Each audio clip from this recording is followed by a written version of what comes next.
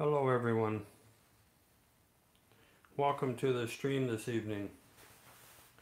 We'll start in a couple minutes here. This evening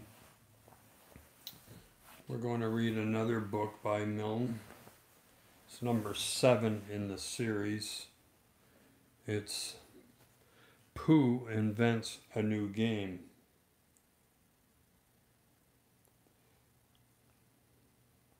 So just waiting here for one more. It's 7:01. I think we should begin. Let's do that. So, Pooh has some friends, if you've been following along, and they're always looking for things to do, and they come up with the darndest things. So they're going to, well, they've invented a game. So let's see what the game is. Pooh invents the game, actually.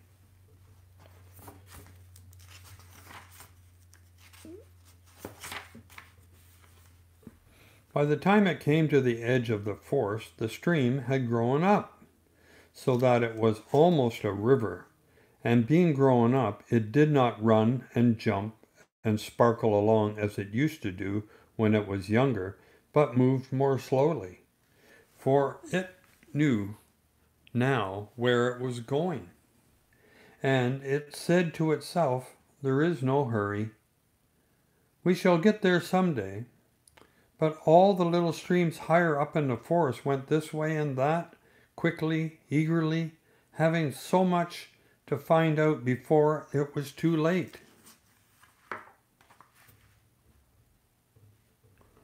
There was a broad track, almost as broad as a road, leading from the outland to the forest. But before it could come to the forest, it had to cross this river. So where it crossed, there was a wooden bridge, almost as broad as a road, with wooden rails on each side of it. Christopher Robin could just get his chin on the top rail if he wanted to, but it was more fun to stand on the bottom rail so that he could lean right over and watch the river slipping slowly away beneath him. Pooh could get his chin on to the bottom rail if he wanted to, but it was more fun to lie down and get his head under it and watch the river slipping slowly away beneath him. This was the only way in which Piglet and Roo could watch the river at all, because they were too small to reach the bottom rail.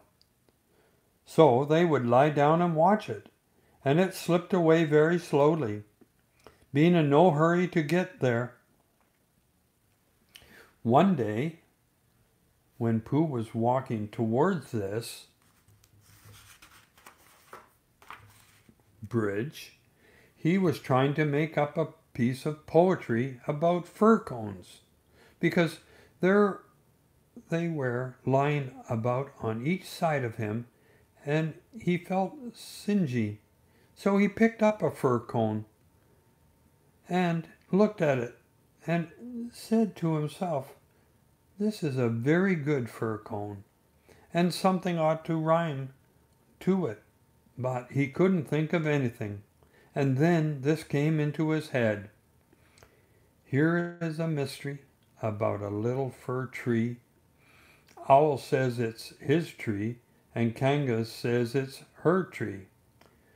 "Which doesn't make sense," said Pooh, "because Kanga doesn't live in a tree." He had just come to the bridge, and not looking where he was going, he tripped over something, and a fir cone jerked out of his paw into the river. "Brother," said Pooh, as it floated slowly under the bridge. And he went back to get another fir cone, which had a rhyme to it. But then he thought that it would just look at the river instead, because it was a peaceful sort of day. So he lay down and looked at it and it slipped slowly away under beneath him, and suddenly there was his fir cone slipping away too. "That's funny," said Pooh. "I dropped it on the other side," said Pooh, "and it came out on this side. I wonder if it would do it again." And he went back for some more fir cones. It did. It kept on doing it. Then he dropped two in at once and leaned over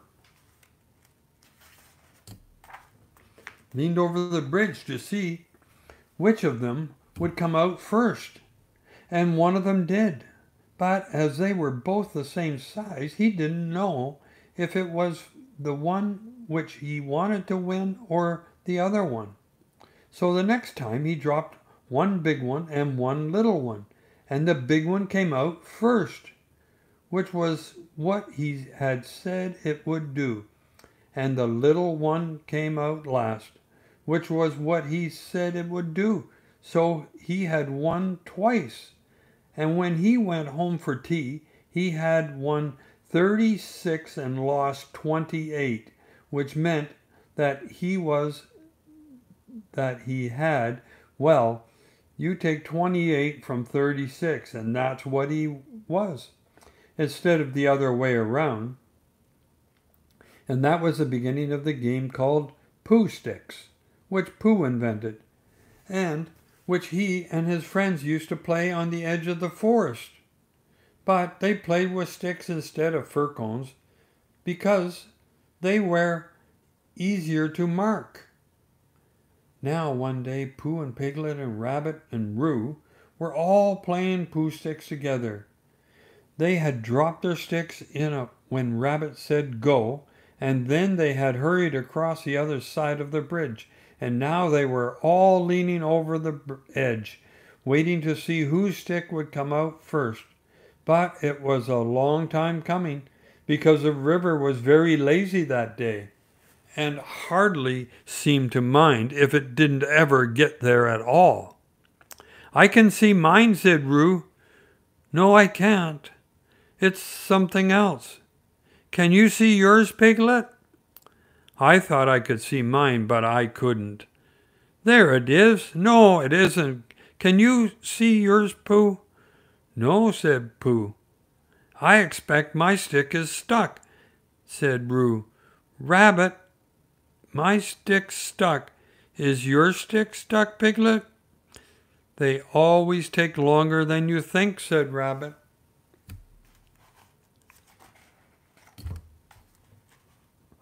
"How long do you think they'll take?" asked Roo. "I can see yours, Piglet," said Pooh suddenly. "Mine's a sort of grayish one," said Piglet, not daring to lean too far over the case in case he fell in. "Yes, that's what I can see. It's coming over to my side." Rabbit leant over further than ever, looking for his, and Roo wriggled up and down and calling out, "Come on, stick, stick, stick." And Piglet got very excited because it was the only one which had been seen, and that meant that he was winning. "It's coming," said Pooh. "Are you sure it's mine?" squeaked Piglet excitedly. "Yes, because it's gray, a big gray one. Here it comes, a very big gray—" "Oh no, it isn't. It's Eeyore." And out floated Eeyore. "Eeyore!" cried everybody. Looking very calm, very dignified, with his legs in the air, came Eeyore from beneath the bridge. How did Eeyore get in the water? "It's Eeyore!" cried Roo, terribly excited. "Is that so?" said Eeyore, getting caught up by a little eddy and turning slowly round 3 times. "I wondered." "I don't know. You were playing," said Roo. "I'm not," said Eeyore. "Eeyore, what are you doing there?" said Rabbit. "I'll give you 3 guesses, Rabbit. Digging holes in the ground, wrong. Leaping from branch to branch of a young oak tree, wrong. Waiting for somebody to help me out, of the river. Right. Give Rabbit time and he'll always get the answer. But Eeyore, said Pooh in distress, what can we, how shall we, do you think if we... Yes, said Eeyore, one of those would be just fine. Thank you, Pooh. He's going round and round, said Roo, much impressed. And why not? Said Eeyore coldly. I can swim too, said Roo proudly. Not round and round, said Eeyore. It's much more difficult. I didn't want to come swimming at all today, he went on, revolving slowly. But if, when I decide to practice a slight circular movement from right to left, or perhaps I should say, he added as he got into another eddy, from left to right, just as it happens to occur to me, it is nobody's business but my own.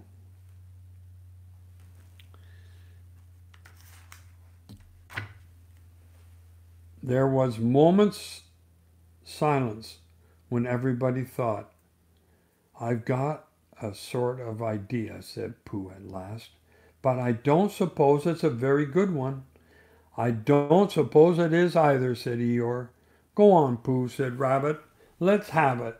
Well, if we all threw stones and things into the river on one side of Eeyore, the stones would make waves, and the waves would wash them to the other side. That's a very good idea, said Rabbit, and Pooh looked happy again. Very, said Eeyore. When I want to be washed, Pooh, I'll let you know.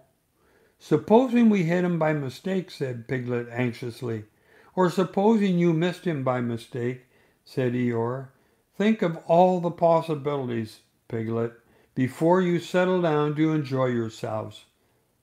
But Pooh had got the biggest stone he could carry, and he was leaning over the bridge, holding it in his paws. Wow, look at the size of that one. I'm not throwing it, I'm dropping it, Eeyore, he explained. And then I can't miss. I can't hit you. Could you stop turning round for a moment, because it muddles me rather. No, said Eeyore, I like turning around.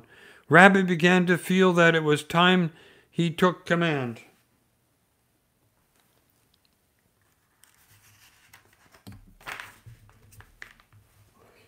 Now, Pooh, he said, when I say now, you can drop it. Eeyore, when I say now, Pooh, you will drop his stone.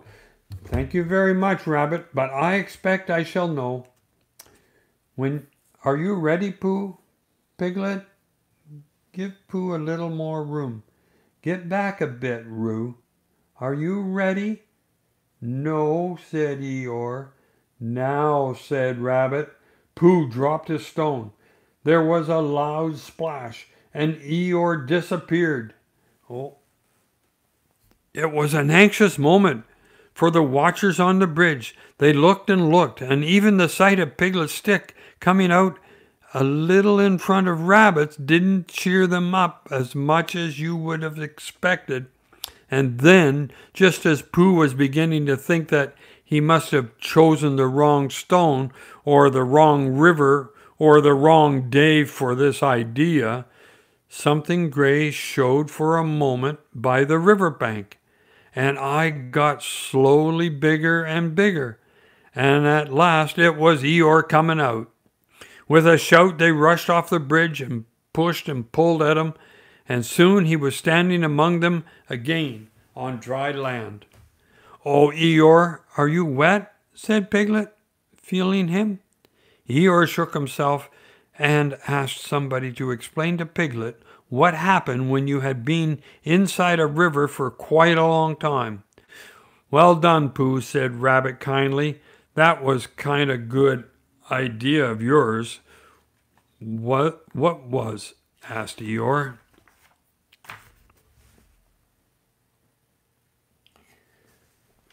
Whooshing you to the bank like that?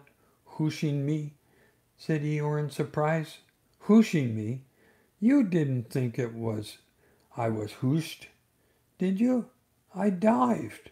Pooh dropped a large stone on me, and so as not to be struck heavily on the chest, I dived and swam to the bank.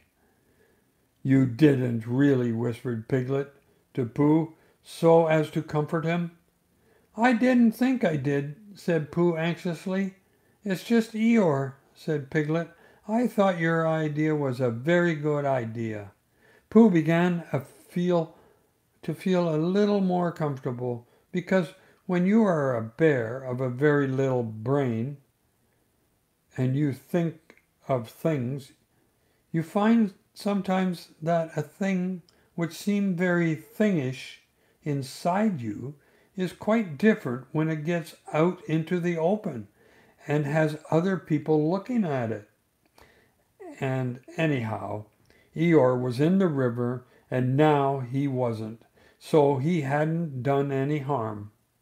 How did you fall in, Eeyore? Asked Rabbit, as he dried him with Piglet's handkerchief. I didn't, said Eeyore. But how? I was bounced, said Eeyore. Oh, said Roo excitedly. Did somebody push you? Somebody bounced me. I was just thinking by the side of the river, thinking, and if any of you know what that means, when I received a loud bounce, oh, Eeyore, said everybody.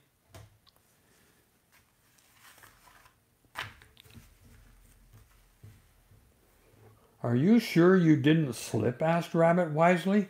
Of course I slipped. If you're standing on a slippery bank of a river and somebody bounces you loudly from behind, you slip. What did you think I did? But who did it? Asked Roo. Eeyore didn't answer. I expect it was Tigger, said Piglet nervously. But Eeyore, said Pooh, was it a joke or an accident? I didn't stop to ask Pooh. Even at the very bottom of the river, I didn't stop to say to myself, is this a hearty joke or is it a immersed accident? I just floated to the surface and said to myself, it's wet. If you know what I mean. And where was Tigger? Asked Rabbit. Before Eeyore could answer, there was a loud noise from behind, and through the hedge came Tigger himself. Hello, everybody, said Tigger cheerfully. Hello, Tigger, said Roo. Rabbit became very important suddenly. Tigger, he said solemnly, what happened just now? Just when, said Tigger a little uncomfortably. When you bounced Eeyore into the river, I didn't bounce him.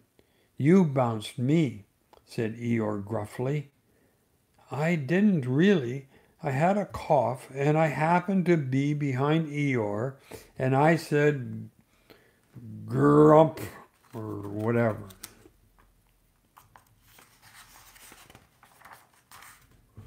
Why, said Rabbit, helping Piglet up and dusting him off, it's all right, Piglet. It took me by surprise, said Piglet nervously. That's what I call bouncing, said Eeyore, taking people by surprise. Very unpleasant habit. I don't mind Tigger being in the forest, he went on, because it's a large forest and there's plenty of room to bounce in it. But I don't see why he should come into my little corner of it and bounce there. It isn't as if there was anything very wonderful about my little corner. Of course, for people who like cold, wet, ugly bits, it is something rather special. But otherwise, it's just a corner, and if anybody feels bouncy, I didn't bounce. I coughed, said Tigger crossly. Bouncy or coffee, it's all the same at the bottom of the river. Well, said Rabbit, all I can say is, well, Here's Christopher Robin, so he can say it. Christopher Robin came down from the forest to the bridge, feeling all sunny and careless. And just as if twice 19 didn't matter a bit, as it didn't on such a happy afternoon, and he thought that if he stood on the bottom rail of the bridge and leant over and watched the river slipping slowly away beneath him, then he would suddenly know everything that there was to be known, and he would be able to tell Pooh, who wasn't quite sure about some of it. But when he got to the bridge and saw all the animals there, then he knew that it wasn't that kind of afternoon, but the other kind, when you wanted to do something. It's like this, Christopher Robin, began Rabbit. Tigger. No, I didn't, said Tigger. Well, anyhow, there it was, said Eeyore. But I don't think he meant to, said Pooh. He's just is bouncy, said Piglet, and he can't help it. Try, and I lost my place.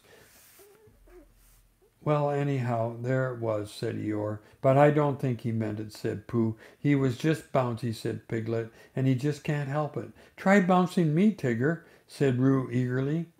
Eeyore, Tigger's going to try me. Piglet, do you think?